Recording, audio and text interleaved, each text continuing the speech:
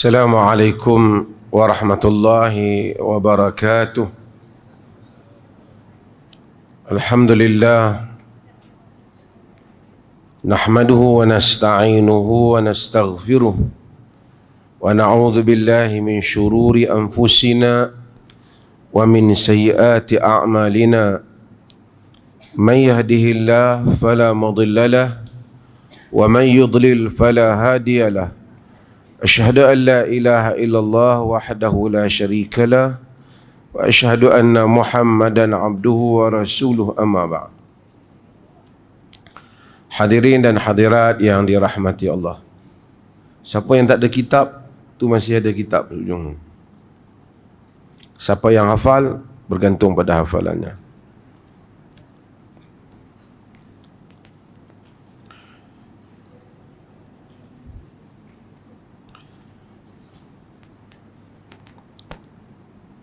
Hadis kali ini ialah hadis yang telah kita baca di dalam kitab ataupun dalam sifatul azan.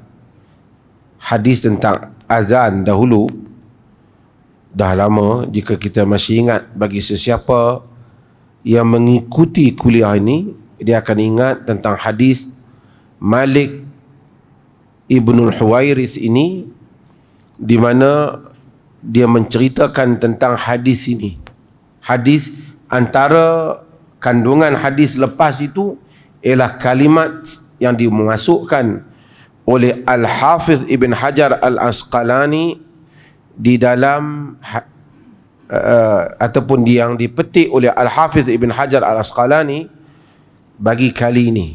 Yang dia petik tidak keseluruhan, tapi ia ada sebahagian daripada hadis yang Malik Ibn Huwairith ini yang telah kita baca dulu, dan saya nak sebagai satu ulang kaji, jadi saya sebut sambil lalu ataupun sekali lalu tentang hadis ini. Hadis ni jika kita lihat,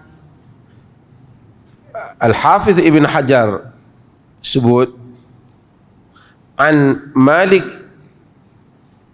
Ibnul Huwairith radhiyallahu an qala Rasulullah sallallahu alaihi wasallam sallu kama raaitumuni usalli, rawahul Bukhari.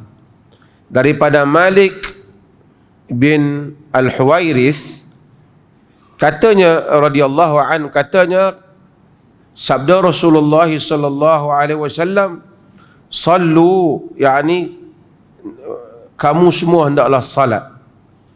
Ini adalah merupakan fi'il amr, fi'il perintah, arahan Nabi, sallu, kamu semua hendaklah salat. Kama, seperti mana, ra'aitumuni, kamu melihat aku, usalli, sedang salat, atau dalam konteks ni kamu lihat aku salat. Ini adalah merupakan potongan daripada hadis Malik bin Huwairith apabila beliau menceritakan peristiwa beliau datang berjumpa dengan Rasulullah sallallahu alaihi wasallam. Katanya, ataina an-nabiyya sallallahu alaihi wasallam wa nahnu syababatun mutaqaribun. Kami datang berjumpa dengan Nabi sallallahu alaihi wasallam sedangkan kami ni adalah budak-budak muda yang umur hampir sebaya. Dia datang dengan kawan-kawan dia pergi jumpa Nabi sallallahu alaihi wasallam. Fa aqamna 'indahu 20 lailatan. Kami duduk di sisi Nabi, yakni kami pergi jumpa Nabi tu, kami duduk di Madinah masa jumpa Nabi tu 20 hari. 20 hari. Fa dhanna anna ishtaqna ahlana. Dah lepas 20 hari Nabi tengok kami, budak-budak muda ni, Nabi sangka kami ini merindui keluarga kami. Ini kata dia. Kami teringat kat keluarga kami. Wa yas'aluna amman tarakna fi ahlina. Kemudian Nabi tanya, kamu siapa dia yang tinggal dengan keluarga kamu datang sini dah 20 hari. Nabi tak. Fa akhbarna, kami pun bagi tahu. Fa akhbarna, kami bagi tahu. Kami ada orang tinggal sana. Semua orang cerita tentang family dia. Wa kana rafiqan rahima. Kata Malik, Nabi Muhammad tu sangat lunak dan sangat kesian, pengasih. Jadi dia tanya ni budak-budak muda ni, kamu datang banyak hari tak teringat keluarga kamu ke? Kamu tinggal, siapa tinggal dengan keluarga kamu? Dia kata wa kana rafiqan rahima. Satu orang yang santun, lembut sifatnya, dan satu orang yang sangat santun, Nabi sallallahu alaihi wasallam. Faqal, kemudian Nabi kata irji'u ila ahlikum. Nabi kata kamu balik kepada keluarga kamu. Fa'allimuhum wa muruhum.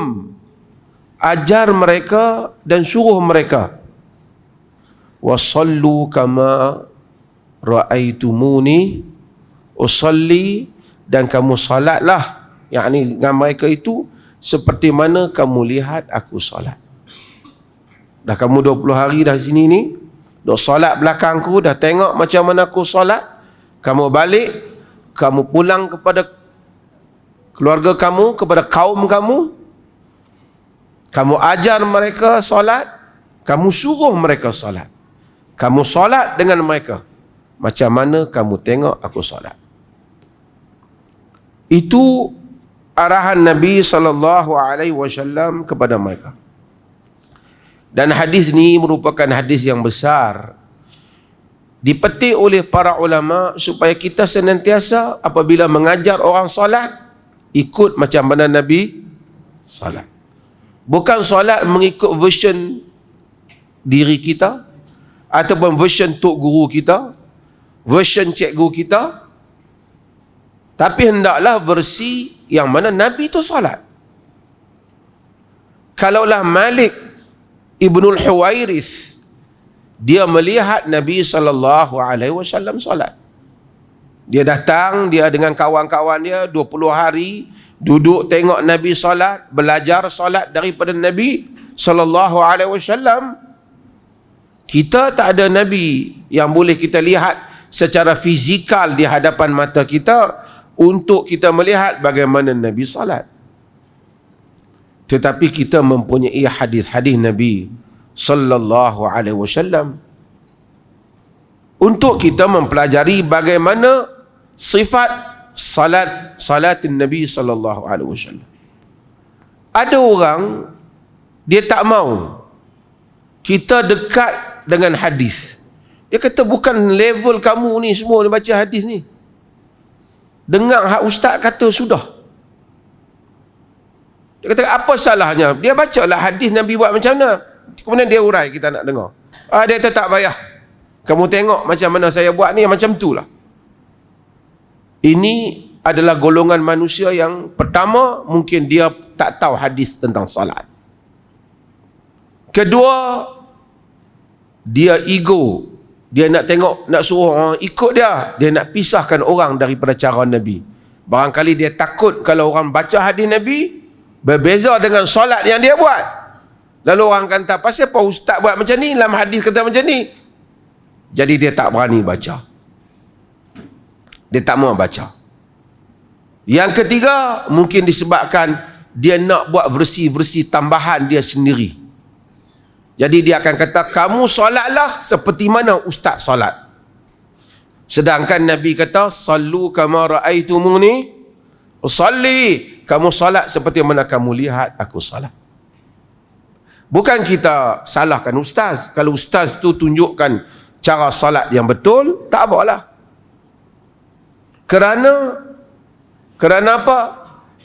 Kerana penting kita menegaskan hadis-hadis yang seperti ini supaya sentiasa di dalam gambaran kita merindui nak dengar hadis Nabi tu macam mana. Bila kita baca hadis-hadis tentang sifat salat, kita mendengar Nabi sendiri bagi tahu rupanya baginda buat begini, baginda rukuk begini, baginda sujud begini, baginda baca begini. Kemudian tak apalah Kalau ada bahagian-bahagian yang mungkin kurang jelas, dijelaskan oleh para fuqaha, tak mengapa. Tetapi jangan dipadamkan hadis tu, dengar yang saya kata macam mana. Ini adalah pendekatan yang salah di dalam memahami atau mempelajari agama. Maka dengan itu, kita di dalam membaca kitab-kitab hadis ni, kita pertama, kita akan jelaskan hadis tu apa. Selepas daripada itu, kita bagi tahu fuqaha kata apa dalam nak memahami hadis itu. Bukan kita bawa kalam fuqaha, awak tak perlu tahu Nabi kata apa. Itu tak betul. Itu tidak betul. Letakkan dulu kalam Nabi SAW, kemudian apabila ada tempat yang mungkin boleh berbeza pendapat, tak apa, kita dengar ulama-ulama ni kata apa dalam nak memahami benda tu. Sebab mungkin kita tak tercapai untuk memahaminya, tak apa, kita dengar pandangan mereka. Dan para fuqaha dan ulama, mereka bukan seorang, kita nak dengar semua mereka. Seboleh banyak mungkin di kalangan para ulama sunnah itu, kita nak dengar mereka. Fulan kata apa, fulan kata apa, fulan kata apa.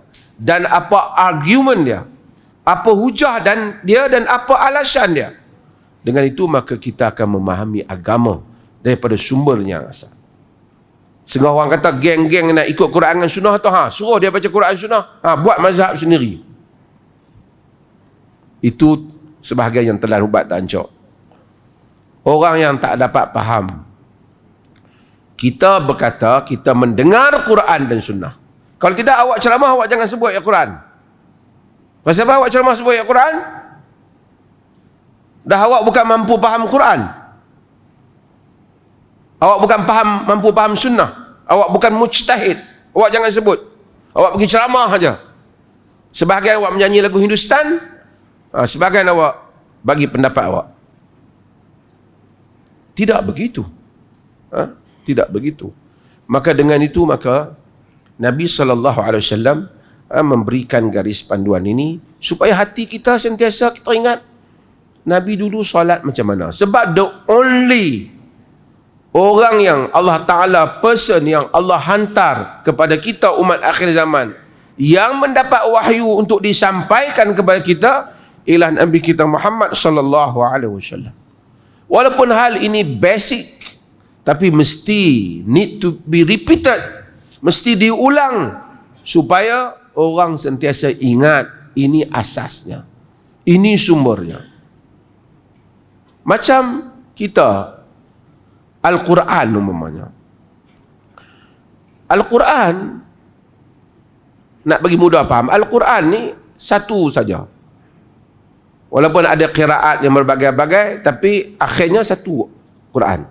Itulah Quran yang dibaca di Arab Saudi, di Malaysia, di Pakistan, di Eropah. Orang Islam hanya ada satu versi Quran.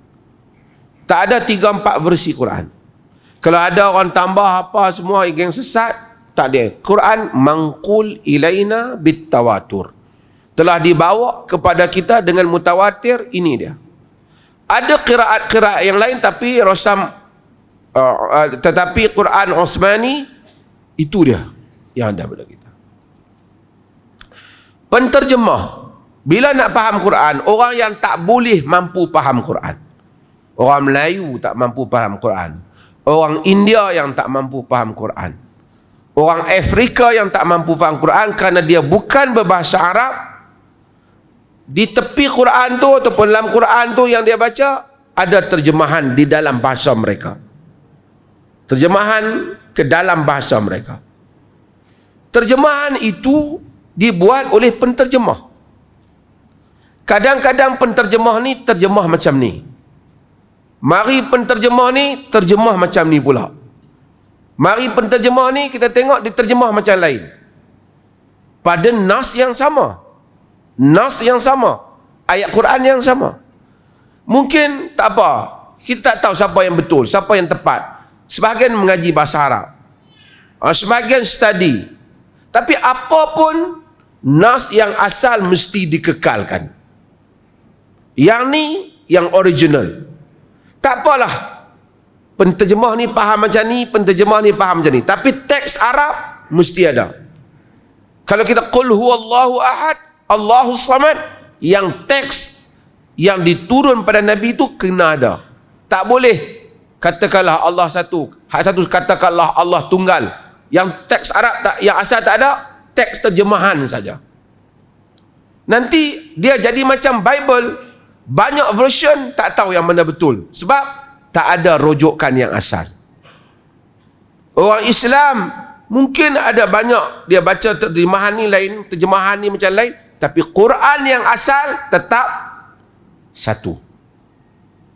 Boleh kita debat balik, mungkin terjemahan dia ni kurang tepat, dia terjemah, mungkin terjemahan ni lebih tepat, tak apa, tapi Quran yang asal ada. Kita tak ada kata ada banyak jenis Quran. Saya nak bagi faham apa? Apapun versi asal kena ada. Mungkin dalam mazhab ni dia kata macam ni, mazhab ni dia kata macam ni, tapi hadis yang asal mesti kekal. Supaya kita dapat merasai itu adalah teks asalnya. Di situ hubungan kita dengan Nabi sallallahu alaihi wasallam.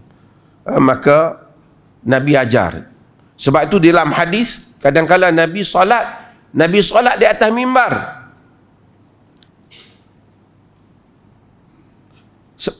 Kenapa?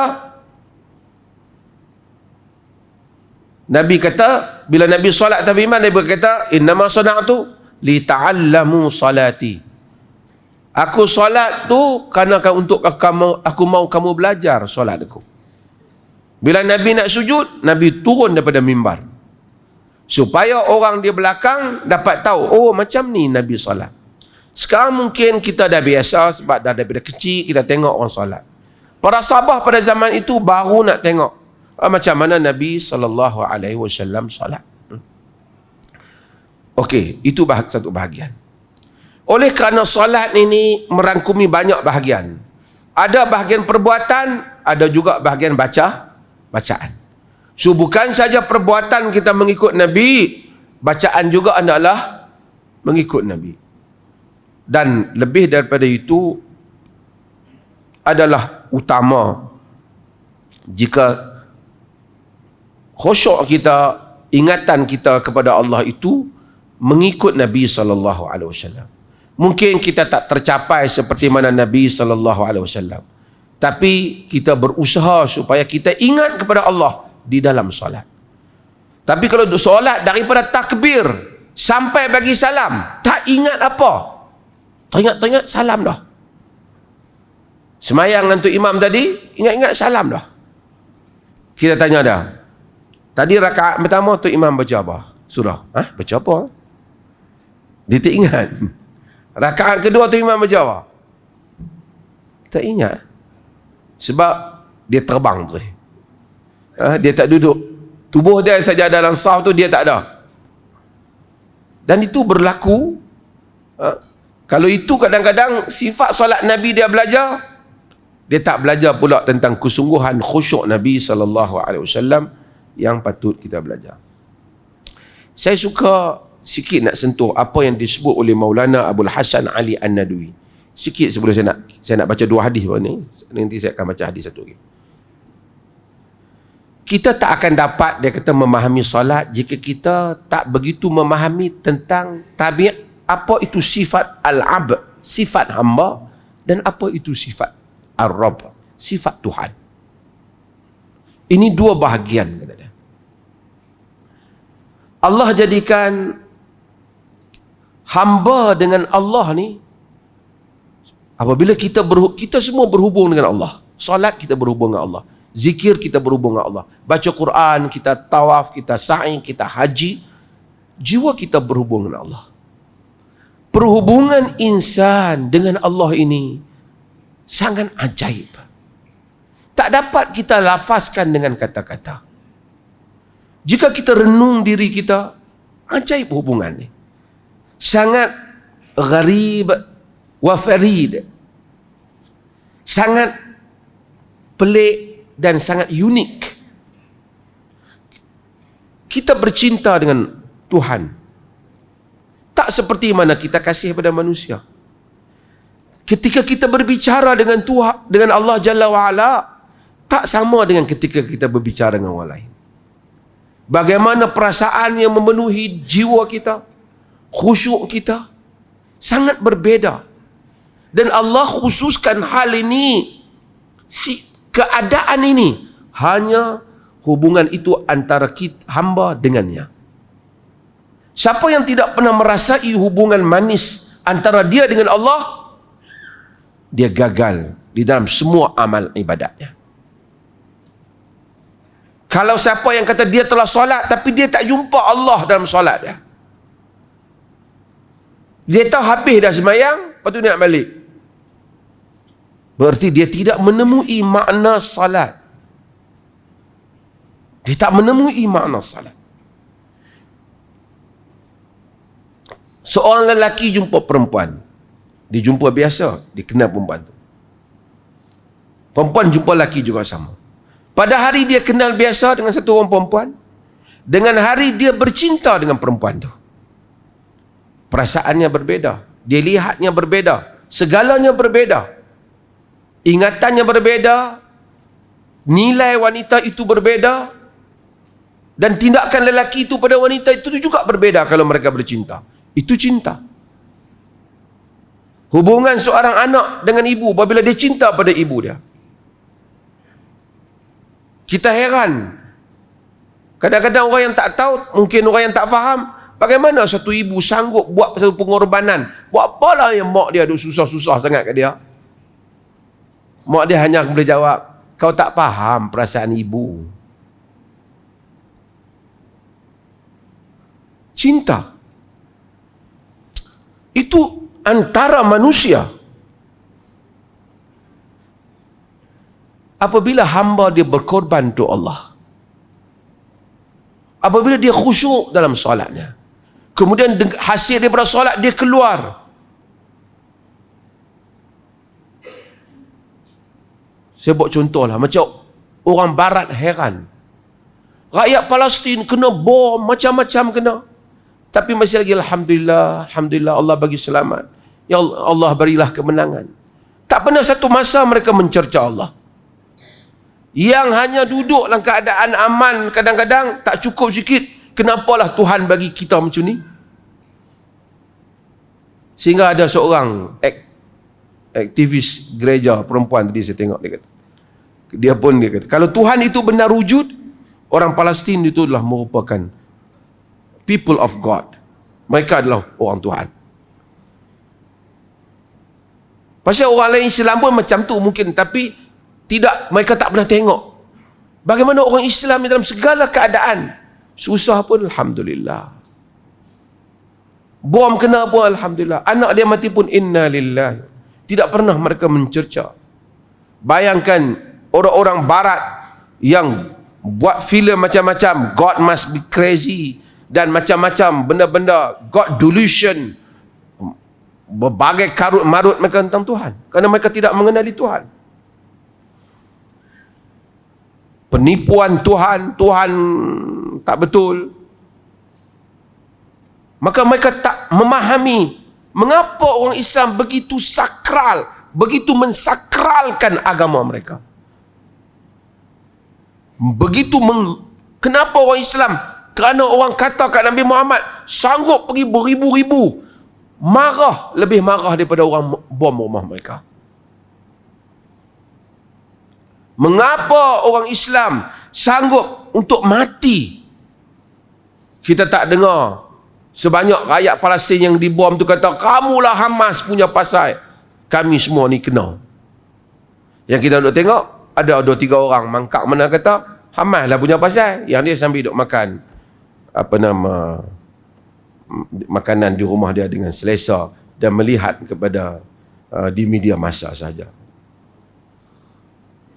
Tapi kerana orang tak memahami makna, kenapa para sahabat itu mencintai Nabi dengan kecintaan yang luar biasa, tak boleh pergi perang menangis. Kita tak boleh perang, lega aku kalau ingat aku kena lah.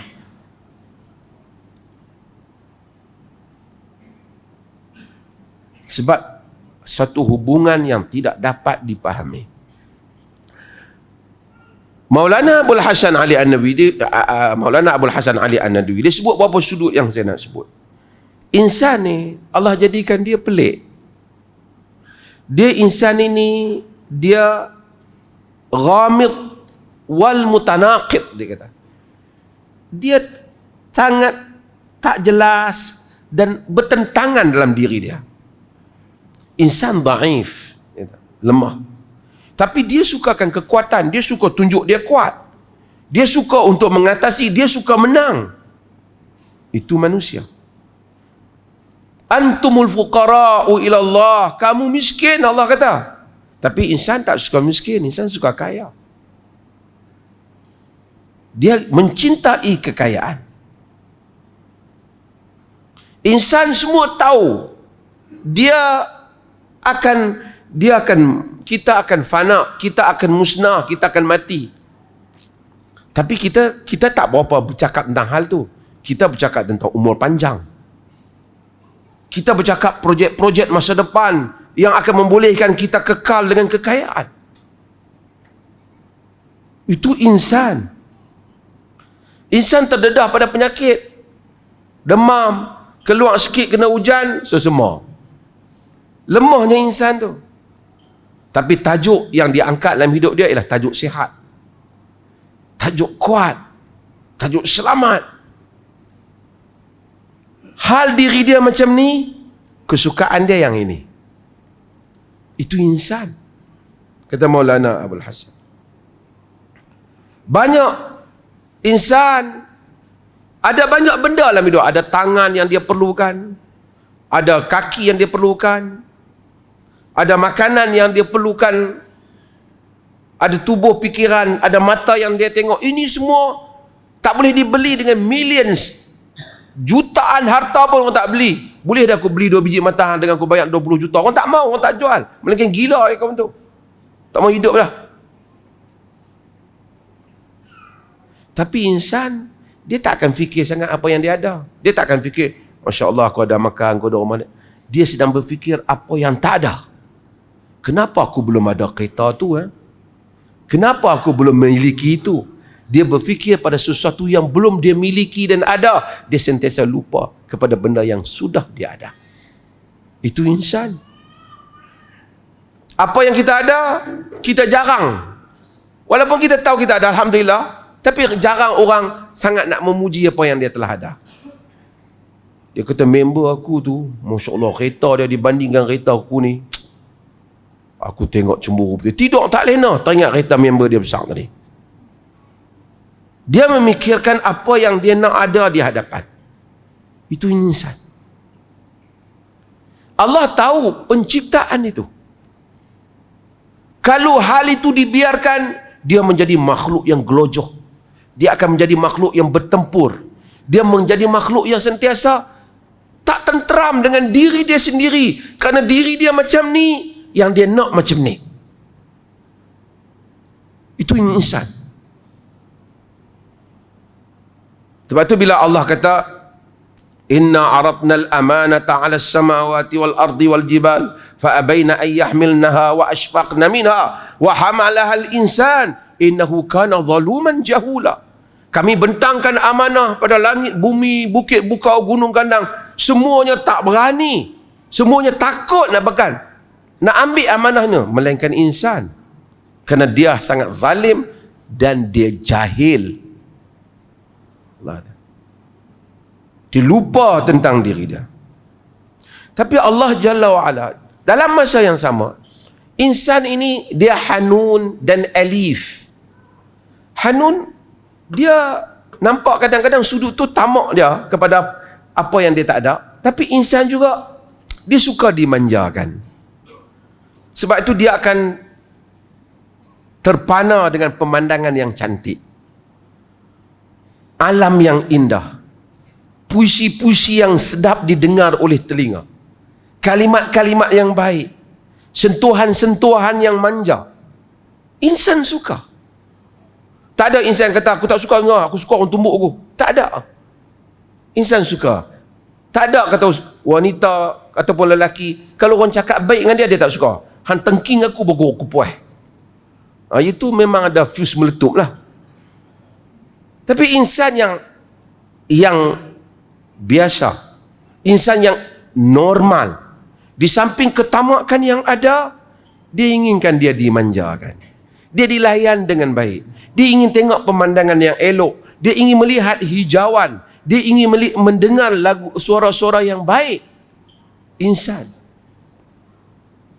itu semua tak dapat dipenuhi perasaan dia, melainkan satu pihak, melainkan yang absolute, mutlak kuat, mutlak berkuasa, mutlak boleh memberikan kebahagiaan, mutlak boleh menunaikan hal ini, tidak ada melainkan Allah Azza wa Jalla. Dengan segala keadaan diri dia, kehendak dia, bila dia sujud pada Allah dalam salat, dia menemui punca untuk mencari diri dia dan ke mana penamatnya. Itulah salat yang Allah jadikan penghubung antara insan dengan Allah. Kau sembah aku akan menampungi perasaanmu itu. Aku akan membimbing.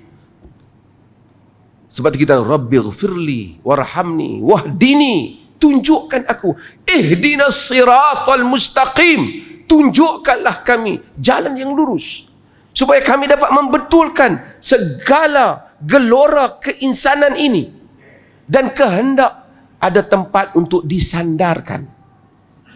Maka Allah mendamaikan gelojohan insan, menjadikan dirinya bersandar kepada Tuhan Jalla wa'ala. Sebab itu di dalam salat yang benar dan khusyuk, manusia menemui kebahagiaan. Tapi kalau dia salat, dia gagal menemui kebahagiaan, gagal untuk membaiki segala gelora yang bertembung di dalam diri seorang insan, salatnya belum lagi berperanan seperti yang sepatutnya. Yang Allah kata, aqimis salata li dhikri, dirikanlah salat untuk kamu mengingatiku.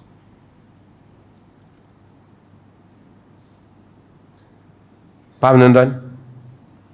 Sebab itu maksudnya. Itu maksudnya. Bila kita kempen di Perlis ni, kempen Perlis bersolat. Kita buat kempen Perlis bersolat. Kita mau kalau boleh semua orang Perlis ni solat.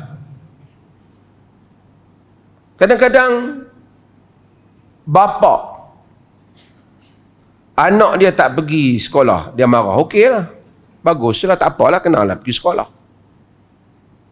Anak dia tak buat kerja tertentu, dia marah. Tapi anak dia tak solat, dia tak kata apa. Kerja dia tu. Wa'mur ahlaka bis-salat, suruh ahlimu bersolat. Dia mai sembahyang Jumaat, anak dia tak mai, dia tak kisah. Anak tak mai sembahyang Jumaat, tak tahu pergi mana tu budak ni, balok. Banyak tu ya.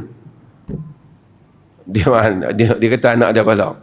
Dia pun ada sikit balok lah, dia tak suruh anak dia mai. Sedangkan itu kemudian dia tertanya-tanya, kenapa tak bahagia rumah tangga kami? Kenapa sentiasa dia tak kena saya, isteri saya, anak-anak saya?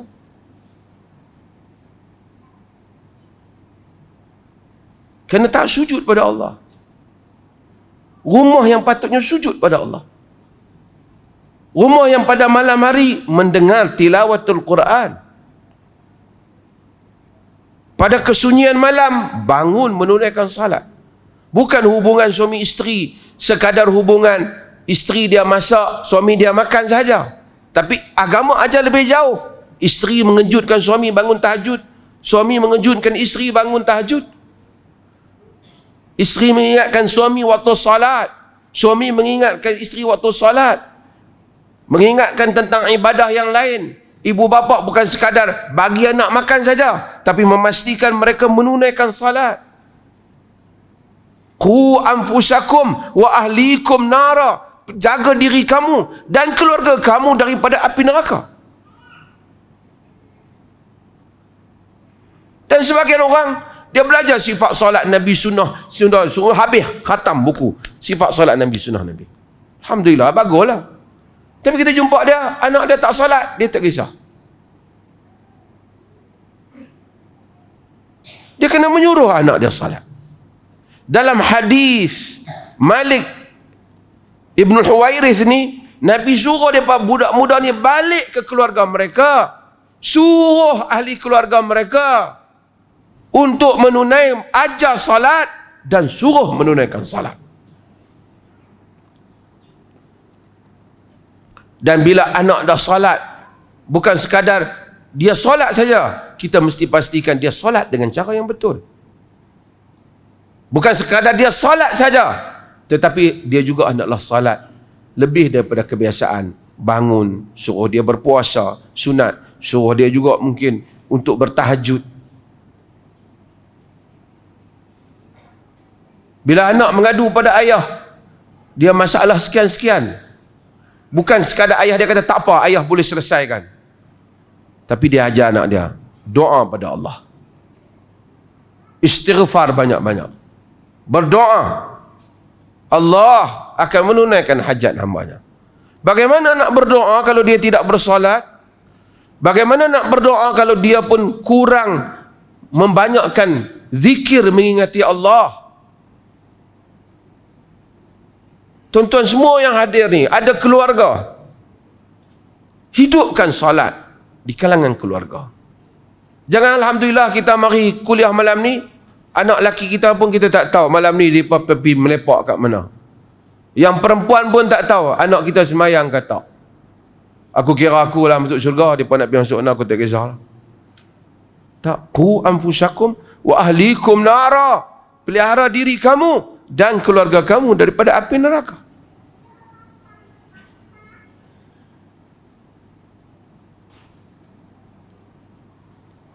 Salat, pergi bangunkan keluarga pagi-pagi, bangunkan isteri, ajak mereka pergi solat di masjid. Pagi-pagi keluar dengan segar, sedut udara, pergi jumpa kaum muslimin, sama-sama menyebut amin. Minta Allah mustajabkan. Ketika kita menyebut ihdinas siratal mustaqim, kita sebut bersama kaum muslimin yang lain amin. Dan kita memulakan hari kita. Kita memulakan hari kita. Ini adalah kehidupan orang Muslim. Kehidupan orang Muslim. Dan pentingnya salat yang Nabi SAW sebut. Ada berapa minit ke? Saya nak baca satu hadis sebab berapa minit? Masuk lah. Tak ada masa keceriaan.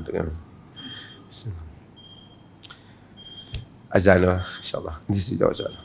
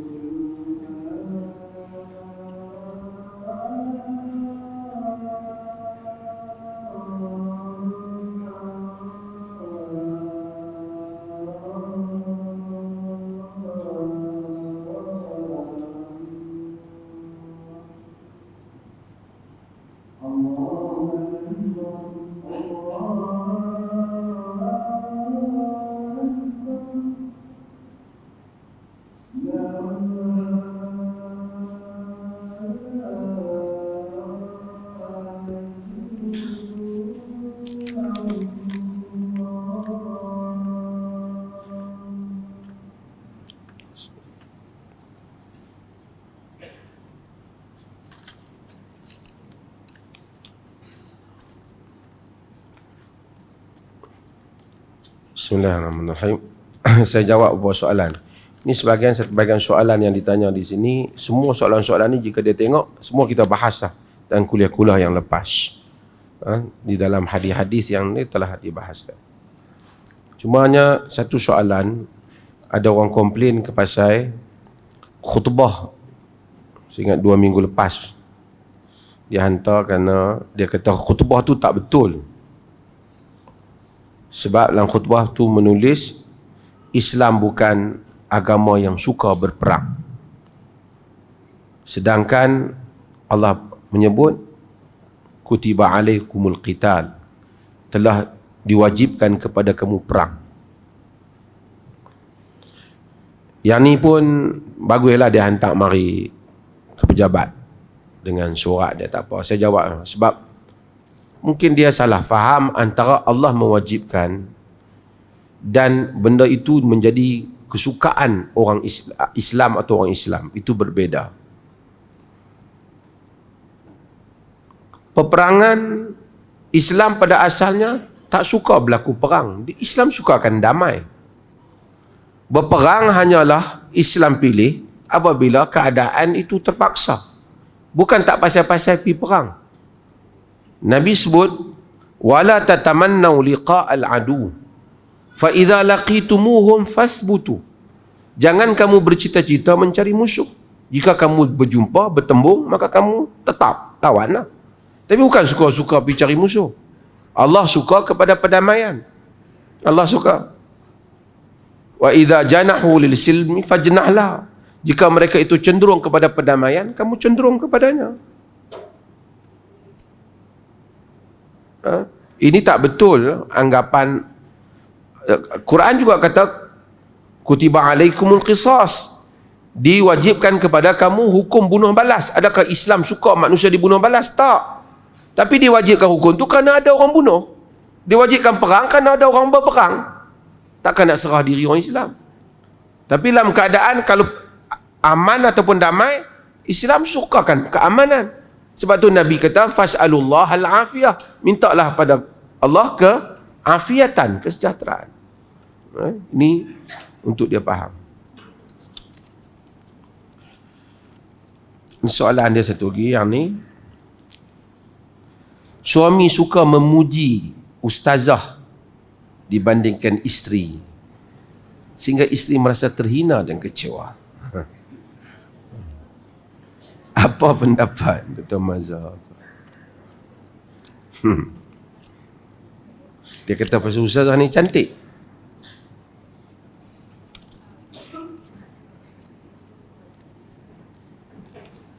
Orang lelaki, bukan bela. Orang lelaki, orang perempuan pun sama. Manusia yang kita kata insan tadi, dia suka hak cantik. Tak ada orang yang kata, aku kalau tengok lagi perempuan tuduh, lagi tu aku suka. Jarang lah. Melainkan mungkin dia makan belacan lebih ke apa, saya tak pasti. Tapi normalnya manusia suka yang cantik. Dia suka jamal. Allah sendiri, innallaha jamil yuhibbul jamal. Allah suka, Allah tu cantik dan suka yang cantik. Kita suka yang cantik. Perempuan pun sama. Dia mesti suka lelaki yang handsome. Kalau tak handsome pun yang kemas, yang berkarisma, yang berwibawa.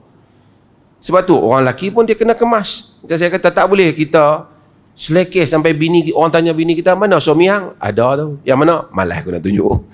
Teruk lah kalau kita macam tu, memang out lah. Mesti sama juga. Saya bukan nak bela.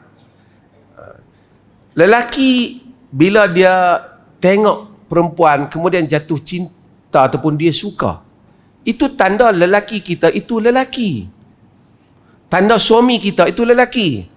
Dia bukan macam dalam video hak duk keluar baru ni tu. Bukan. Tak tahulah video di negeri mana kan. Dia lelaki lah. Tengok perempuan, dia ada rangsangan kepada diri dia. Lelaki lah tu. Kalau dia tengok jantan dia ada rangsangan, masalah tu. Cumanya, hal itu berlaku kepada lelaki yang normal. Bila tengok perempuan, mungkin akan ada keinginan hatta kepada Nabi SAW. Sebab itulah bilang hadis Bilal duduk dengan Nabi dan kemudian hadis sahih, keluar, kemudian dia tengok Nabi masuk dalam dan Nabi mandi dan Nabi keluar. Maka tanya, ma bika ya Rasulullah, ada apakah? Nabi kata, marrat bi fulana fa waqa'a fi qalbi syahwatun nisa fa asabtu ba'da azwaji fadhalika faf'alu.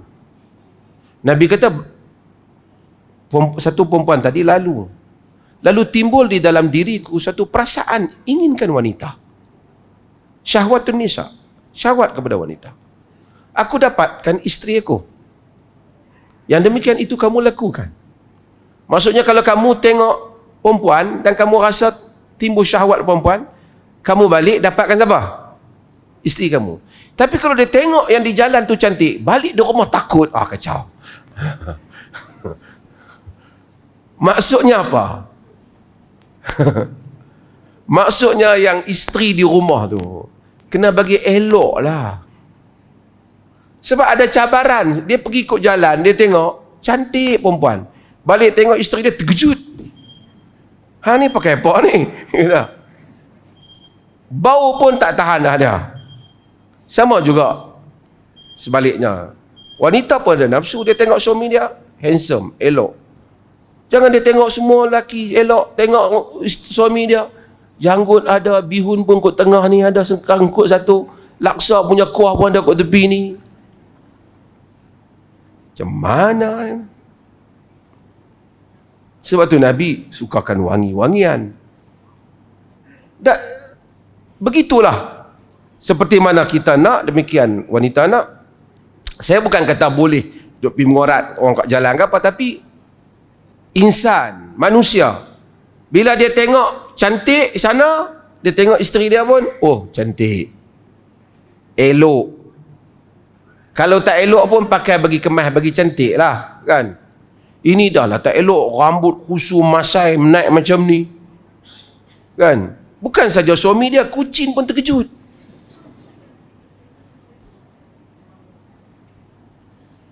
Jadi begitulah. Bukanlah saya bela suami dia apa tadi, supaya seimbang.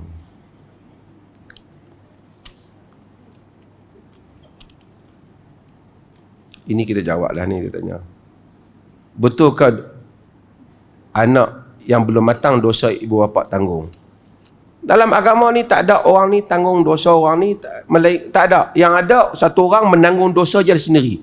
Kalau dia hasut orang buat jahat, yang dia tanggung tu, kawan tu buat jahat, dia dapat habuan, bukan dosa kawan tu, dosa dia kerana menyebabkan kawan tu buat jahat. Setiap kali orang tu buat jahat, man sanna sunnatan sayyiatan, siapa yang buat sunnah yang jahat tu, yang tak betul, sunnah sayyiat ni yang salah, bid'ah ke, dosa ke, yang orang lain buat, fa'alaihi wizruha wa wizru man amila biha, dan tanggung dosa dia, dan tanggung dosa orang yang buat tu. Bukan dosa orang buat tu, orang tu tak berdosa, kerana setiap kali kawan tu buat, dialah punca. So dia mendapat habuan daripada apa yang kawan tu buat. Kawan yang buat itu juga dapat dosa, melainkan kawan tu jahil, dia ustaz, dia pergi habaq yang ni yang Nabi buat, dia pun tahu Nabi tak buat, kawan tu amal lah benda tu dengan sangka Nabi buat, rupanya dia tipu, dia tanggung, kawan tu tak tanggung. Melainkan orang tu telah diberitahu yang benar padanya. Berikutnya ialah, kalau anak dia, yang dia tanggung apa? Dosa dia tak mendidik anak dia, yang tu dia tanggung, bukan dosa anak dia. Kalau belum matang, budak tu tak berdosa. Tetapi jika manusia, budak tu buat satu benda, anak dia bagi pecah kereta orang lain, yang tu bukan soal dosa, dia kena tanggung kerugian. Dia antara hubungan dia dengan manusia, anak di bawah penjagaan dia, dia kena tanggung kerugian. Kalau dia tak bayar, dia berdosa. Sebab itu tanggungjawab dia. Mungkin dia tak niat pun, dia tak suruh anak dia buat, tapi kalau buat, dia menanggung apa yang anak dia lakukan. Kalau tidak ada peraturan dalam dunia ni. Wallahu ta'ala alam.